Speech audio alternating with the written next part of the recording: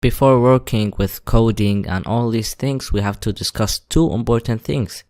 They call tags and attributes, and this is what HTML is. Alright, we have in HTML things called tags and things called attributes. Alright, so this does not what HTML look like, but this is an example that will let you understand how it works. Alright, so if you go to tags, this is how tags look like. We have a starting tag, this thing called starting tag, and we have a closing tag or ending tag, whatever you want to call it. And between these things we have our content or element, whatever you want to call it. And let me give an example that will clear everything for you. So in HTML we have a p tag.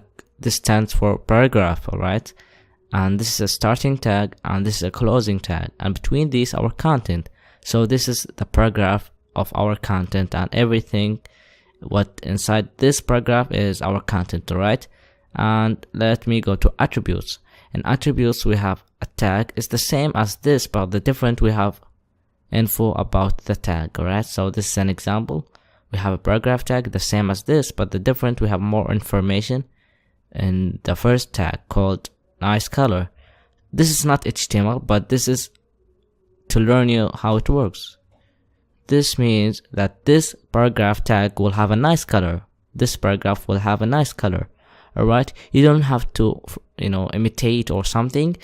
You are going to understand these things on lectures, by the lectures and practicing. It will be so easy for you to understand. Alright, so go to the next lecture.